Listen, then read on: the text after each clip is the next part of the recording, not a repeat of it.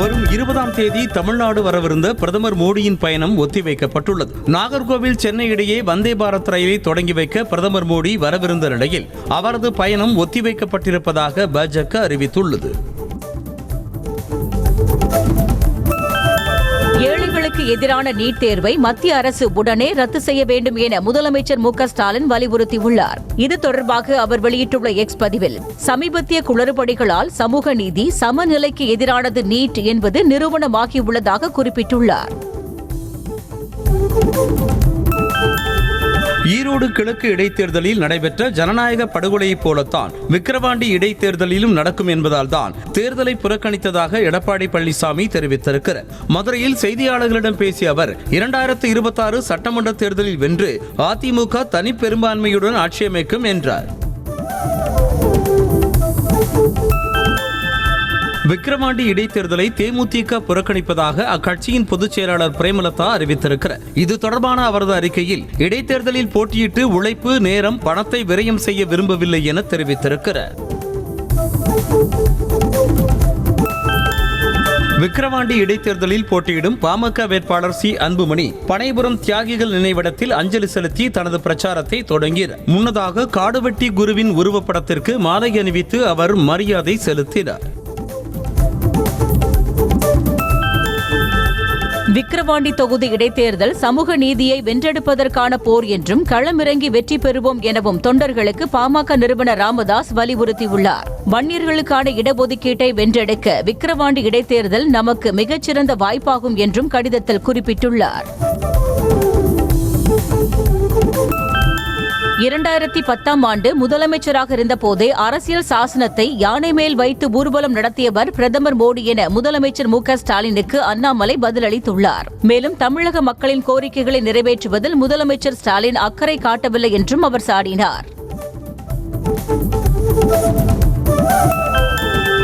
தமிழ்நாட்டில் சுதந்திர போராட்ட தலைவர்கள் சாதிய தலைவர்களாக மாற்றப்பட்டுள்ளதாக ஆளுநர் RN ரவி வேதனையை வெளிப்படுத்தினார். ஆளுநர் மாளிகையில் நடைபெற்ற நிகழ்ச்சி ஒன்றில் பேசிய ஆளுநர் சுதந்திர போராட்டத்தின் உண்மையான வரலாறு மறைக்கப்பட்டுள்ளதாக குற்றம் சாட்டினார். IAS, IPS உள்ளிட்ட 24 வகையான 1056 குடிமை பணியிடங்களுக்கான UPSC சிவில் சர்வீஸ் முதல் நிலை தேர்வு நாடு முழுவதும் நடைபெற்றது.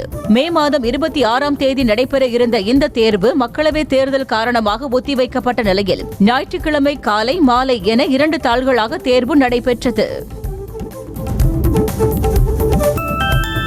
மின்னணு வாக்குப்பதிவு இயந்திரங்களை ஹேக் செய்து அதன் மூலம் மோசடி செய்ய வாய்ப்புள்ளதால் அவற்றை தவிர்க்க வேண்டும் என டெஸ்லா நிறுவனர் எலான் மஸ்க் தெரிவித்துள்ளார். மின்னணு வாக்குப்பதிவு இயந்திரங்களை ஒழித்து கட்ட வேண்டும் என தெரிவித்துள்ள அவர், அவை மனிதர்கள் அல்லது AI தொழில்நுட்பத்தால் ஹேக் செய்யப்படலாம் என்று கூறியுள்ளார்.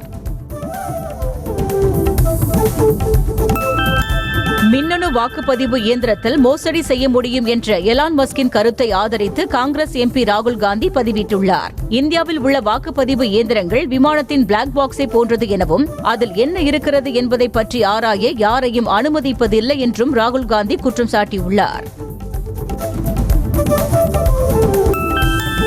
EVMகள் மீதான எலான் மஸ்கின் குற்றச்சாட்டு அமெரிக்காவுக்கு பொருந்தலாம், இந்தியாவில் பொருந்தாது என மின்னணு வாக்குப்பதிவு இயந்திரங்கள் குறித்த எலான் மஸ்கின் குற்றச்சாட்டு குறித்து முன்னாள் மத்திய அமைச்சர் ராஜீவ் சந்திரசேகர் மறுப்பு தெரிவித்துள்ளார். இந்நிலையில் அனைத்திலும் முறைகேடு நடக்க வாய்ப்பிருப்பதாக எலான் மஸ்க் பதிலளித்துள்ளார். டெல்லியில் தேசிய பாதுகாப்பு ஆலோசகர் அஜித் தோவல் உள்ளிட்டோருடன் மத்திய உள்துறை அமைச்சர் அமித் ஷா முக்கிய ஆலோசனை மேற்கொண்டார். ஜம்மு காஷ்மீரில் நடந்த தொடர் பயங்கரவாத தாக்குதல்கள் மற்றும் அமர்நாத் யாத்திரை பாதுகாப்பு பணிகள் குறித்து ஆலோசிக்கப்பட்டதாக தகவல் வெளியாகியுள்ளது.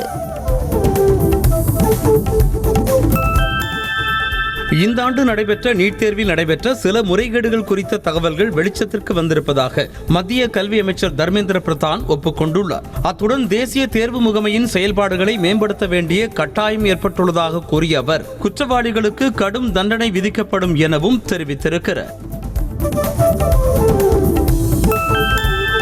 மக்களவை சபாநாயகர் தேர்வில் பாஜகவின் முடிவை ஐக்கிய ஜனதா தளம் ஆதரிப்பதாகவும் கூட்டணி கட்சிகளுக்கு அந்த வாய்ப்பை வழங்க வேண்டும் என்று தெலுங்கு தேசம் வலியுறுத்துவதாகவும் தகவல் வெளியாகியுள்ளது. எனவே மக்களவை சபாநாயகர் தேர்வு NDA கூட்டணிக்குள் சிக்கலை ஏற்படுத்துமா என்ற கேள்வி எழுந்துள்ளது. மக்களவை சபாநாயகர் பதவிக்கு தெலுங்கு தேசம் வேட்பாளரை நிறுத்தினால் அதற்கு இந்தியா கூட்டணி எம்பிக்கள் ஆதரவு அளிப்பார்கள் என உத்தவ் தாக்கரே பிரிவு சிவசேனா மூத்த தலைவர் சஞ்சய் ராவத் தெரிவித்துள்ளார். மேலும் பாஜகவை சேர்ந்தவர் சபாநாயகராக தேர்வு செய்யப்பட்டால் தெலுங்கு தேசம், ஐக்கிய ஜனதா தளம் ஆகிய கட்சிகளை உடைத்து விடுவார்கள் என்று கூறினார். நீட் தேர்வு குளறுபடிகள் தொடர்பாக உச்சநீதிமன்றத்தால் நியமிக்கப்பட்ட அதிகாரிகள் விசாரிக்க வேண்டும் என முன்னாள் மத்திய அமைச்சர் கபில் சிபல் வலியுறுத்தியிருக்கிறார். எதிர்காலத்தில் நீட் தேர்வை எப்படி நடத்துவது என்பது குறித்து மாநிலங்களோடு மத்திய அரசு ஆலோசிக்க வேண்டும் என்றும், நாடாளுமன்ற கூட்டத்தொடரில் அனைத்து கட்சிகளும் இந்த விவகாரத்தை எழுப்ப வேண்டும் எனவும் அவர் கூறியிருக்கிறார். நீட் தேர்வை ரத்து செய்ய வேண்டும் என உத்தரப்பிரதேச முன்னாள் முதல்வரும் சமாஜ்வாடி தலைவருமான அகிலேஷ் யாதவ் வலியுறுத்தியிருக்கிறார். நீட் தேர்வை ரத்து செய்ய வேண்டும் என்பதே ஒரே நாடு ஒரே கோரிக்கையாக உள்ளதாகவும் அவர் தெரிவித்திருக்கிறார். பெட்ரோல் மற்றும் டீசல் மீதான வாட் வரியை மாநில அரசு உயர்த்திய பிறகும் சில மாநிலங்களுடன் ஒப்பிடுகையில் கர்நாடகாவில் விலை குறைவாகவே உள்ளது என முதலமைச்சர் சித்தராமையா விளக்கமளித்துள்ளார். மேலும் முன்பு இருந்த பாஜக அரசு வாட் வரியை குறைத்து மத்திய அரசு தனது வரிகளை உயர்த்தியதாகவும் அவர் குறிப்பிட்டுள்ளார். தலைநகர் டெல்லியில் தண்ணீர் பஞ்சம் தலைவிரித்தாடும் நிலையில் கோவிந்தபுரி பகுதிக்கு தண்ணீர் சப்ளை செய்ய சென்ற சிறிய டேங்கர் லாரியை பொதுமக்கள் முற்றுகையிட்டனர். குடியிருப்பு பகுதிக்கு டேங்கர் லாரி சென்றதும் அங்கு கூடிய மக்கள் தங்களுக்கென தனி தண்ணீர் பைப்புகளை எடுத்துக்கொண்டு வாகனத்தின் மீது ஏறி நீரை பிடித்துச் சென்றனர்.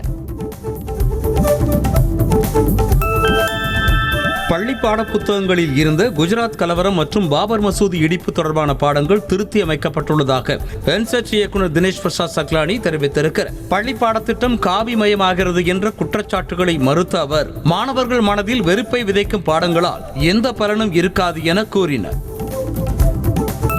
தந்தையர் தினத்தை முன்னிட்டு முதலமைச்சர் மு.க. ஸ்டாலின் அவரது தந்தையும் முன்னாள் முதலமைச்சருமான கலைஞரிடம் முத்தம் பெறும் புகைப்படத்தை பகிர்ந்து எக்ஸ் தளத்தில் வாழ்த்து தெரிவித்துள்ளார். அப்பதிவில் தாம் அடையாத உயரங்களை தம் மக்கள் அடைய வேண்டும் என நினைக்கும் பேருள்ளம்தான் தந்தை என்று குறிப்பிட்டுள்ளார். இஸ்லாமிய பெருமக்கள் அனைவருக்கும் முதலமைச்சர் மு.க. ஸ்டாலின் பக்ரீத் திருநாள் வாழ்த்துக்களை தெரிவித்திருக்கிறார். இது தொடர்பான அவருடைய வாழ்த்தறிக்கையில், நபிகள் நாயகத்தின் போதனைகள் அன்றாட வாழ்வில் மனிதர்கள் கடைபிடிக்க வேண்டிய அறவழிக்கான அறிவுரைகளாகவே அமைந்திருப்பதாக குறிப்பிட்டிருக்கிறார். பக்ரீத் பண்டிகை தியாகத்தை பறைசாற்றும் திருநாள் என அதிமுக பொதுச் செயலாளர் எடப்பாடி பழனிசாமி தெரிவித்திருக்கிறார். இது தொடர்பாக அவர் வெளியிட்டிருக்கும் அறிக்கையில், இறை நம்பிக்கை உள்ளவர்கள் எந்த தியாகத்திற்கும் தயங்க மாட்டார்கள் என்ற தத்துவத்தை பறைசாற்றும் திருநாள் என பக்ரீத்தை குறிப்பிட்டிருக்கிறார்.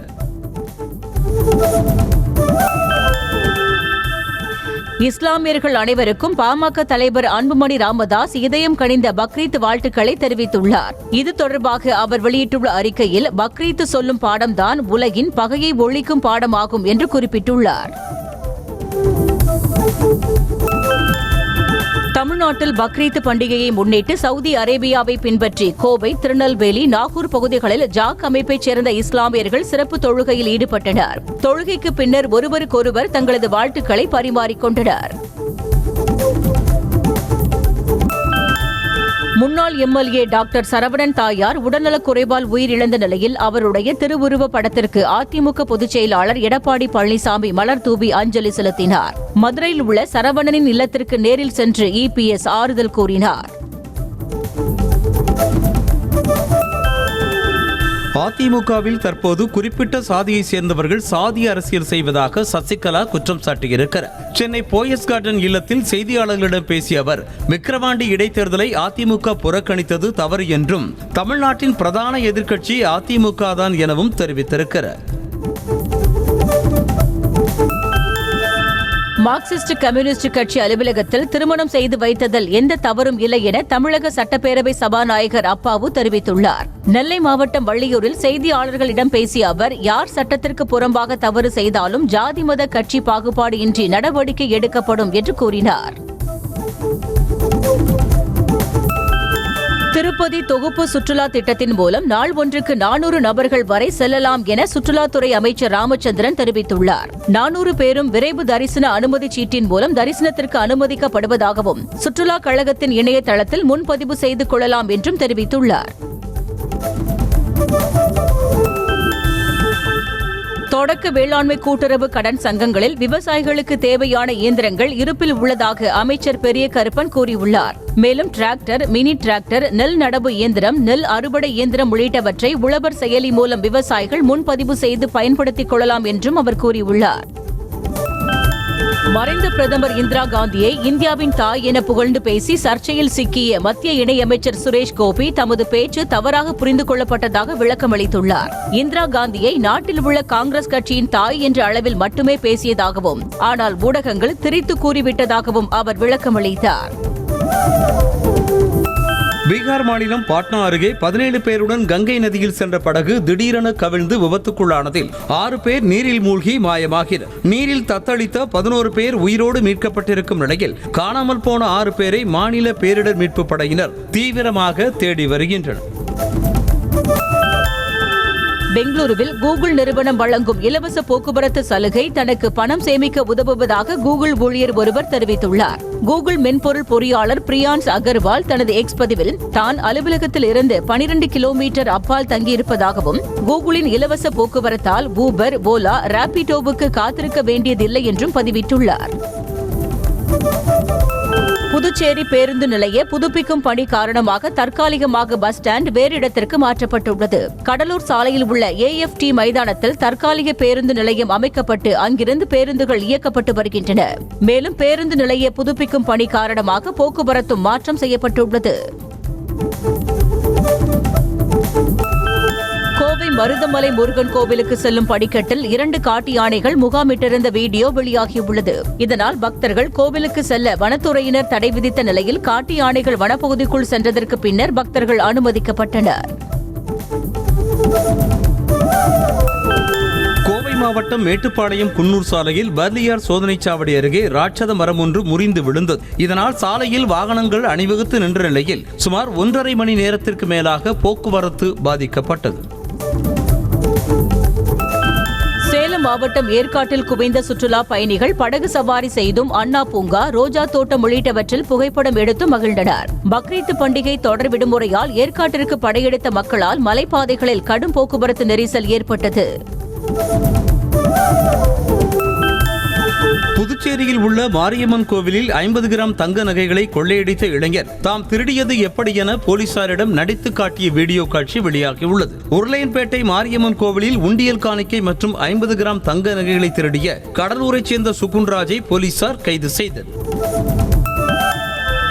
தமிழ்நாட்டில் வழக்கறிஞர்கள் படுகொலை செய்யப்படுவதை தடுக்க சட்டப்பேரவை கூட்டத்தொடரில் வழக்கறிஞர்கள் பாதுகாப்பு சட்ட மசோதாவை நிறைவேற்ற கோரிக்கை எழுந்துள்ளது. இதுகுறித்து முதலமைச்சர், சட்டத்துறை அமைச்சர் மற்றும் இந்திய குடியரசுத் தலைவருக்கும் வழக்கறிஞர் இளங்கோ என்பவர் மனு அளித்திருக்கிறார். திருப்பத்தூர் சுற்றுவட்டார பகுதிகளில் செல்போன் டவர்களில் இருந்து 15 லட்சம் ரூபாய் மதிப்புடைய பேட்டரி மற்றும் உதிரி பாகங்களை திருடிய 2 பேரை போலீசார் கைது செய்தனர். சந்திரசேகரன் மற்றும் தானேஷ் ஆகிய இருவரையும் கைது செய்த போலீசார் பேட்டரி மற்றும் உதிரி பாகங்களை பறிமுதல் செய்தனர்.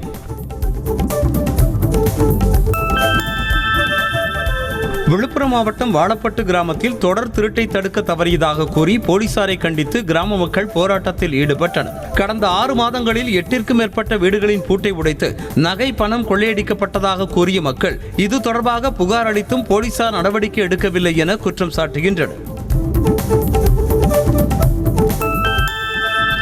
ராணிப்பேட்டை மாவட்டம் ஆற்காடு அருகே நள்ளிரவில் வாகனத்தில் வந்த மர்ம நபர்கள் மாடுகளை திருடி சென்ற சிசிடிவி காட்சிகள் வெளியாகியுள்ளன. இதற்கிடையே திருட்டு தொடர்பான சிசிடிவி காட்சி பதிவுகளை கொண்டு மாட்டின் உரிமையாளர் மணி ஆற்காடு நகர காவல் நிலையத்தில் புகார் அளித்திருக்கிறார். அமெரிக்கா, இங்கிலாந்து உள்ளிட்ட பல்வேறு நாடுகளின் கூட்டு பயிற்சியில் இந்திய விமானப்படை குழு பங்கேற்றுள்ளது. அமெரிக்காவின் அலாஸ்கா மாகாணத்தில் நடைபெற்று வரும் வான்போர் பயிற்சியில் இந்தியாவின் 8 ரஃபேல் போர் விமானங்கள், 2 IL-78 MKI எரிபொருள் டேங்கர்கள் மற்றும் 3 C-17 குளோப் மாஸ்டர் ராணுவ போக்குவரத்து விமானங்கள் பங்கேற்றன.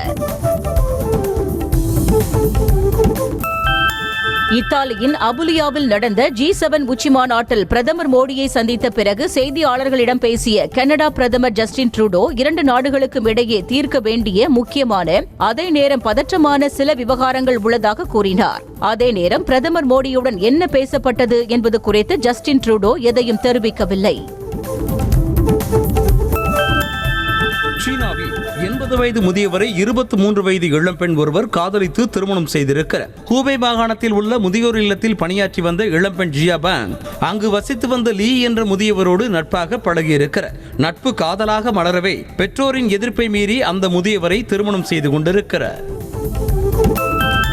சென்னை சூப்பர் கிங்ஸ் அணியின் நட்சத்திர வீரர் தோனி தனது செல்ல நாய்களுடன் கொஞ்சி குலாவி மகிழ்ந்த வீடியோவை தோனியின் மகள் ஜீவா இன்ஸ்டாகிராம் பக்கத்தில் பகிர்ந்துள்ளார். அதில் தோனி, அவரது மனைவி சாக்ஷி, மகள் ஜீவா ஆகியோர் தங்களது பண்ணை வீட்டில் வளர்க்கப்படும் செல்ல நாய்களை கொஞ்சி குலாவும் காட்சிகள் இடம்பெற்றுள்ளன. ஏஆர் முருகதாஸ் இயக்கத்தில் சிவகார்த்திகேயன் நடித்து வரும் படத்தின் புதிய அப்டேட் வெளியிடப்பட்டிருக்கிறது. சார்பட்டா பரம்பரை படத்தில் டான்சிங் ரோஸ் கேரக்டரில் நடித்து கவனத்தை ஈர்த்த ஷபீர் கல்லாரக்கல் சிவகார்த்திகேயனின் இந்த புதிய படத்தில் இணைந்திருப்பதாக படக்குழு தெரிவித்துள்ளது. தந்தையர் தினத்தை முன்னிட்டு நடிகர் ரஜினிகாந்துக்கு அவரது மகள் ஐஸ்வர்யா வாழ்த்து தெரிவித்துள்ளார். தந்தையுடன் இருக்கும் புகைப்படத்தை இன்ஸ்டாகிராமில் பகிர்ந்துள்ள ஐஸ்வர்யா தந்தையை தனது இதய துடிப்பு என குறிப்பிட்டு வாழ்த்து தெரிவித்துள்ளார்.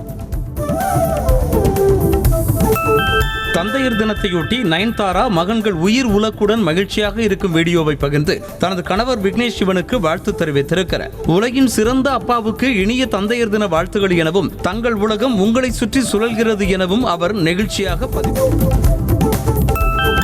மதுரை மாவட்ட ரசிகர் மன்ற தலைவரின் இல்ல விழாவில் கலந்து கொண்ட நடிகர் கார்த்தி ரசிகர்களுடன் செல்ஃபி எடுத்து மகிழ்ந்தார். மதுரை மாவட்ட கார்த்தி ரசிகர் மன்ற தலைவர் காசியின் குழந்தைகளின் காதணி விழா செல்லூர் பகுதியில் நடைபெற்றது. இதில் கலந்து கொள்ள வந்த நடிகர் கார்த்திக்கு தாரை தப்பட்டை முழங்க உற்சாக வரவேற்பு அளிக்கப்பட்டது.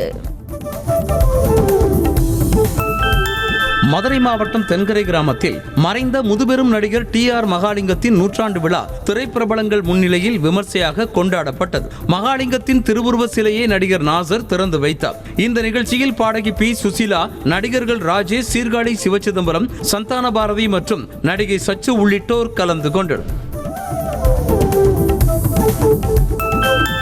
திருச்செந்தூர் சுப்பிரமணிய சுவாமி கோவில் குடமுழுக்கு விழா பணிகள் நடைபெற்று வரும் நிலையில் 15 ஆண்டுகளுக்கு பின் ராஜகோபுரத்திலிருந்து 9 கலசங்கள் புதுப்பிப்பிற்காக கீழே இறக்கப்பட்டு பணிகள் தொடங்கப்பட்டுள்ளது.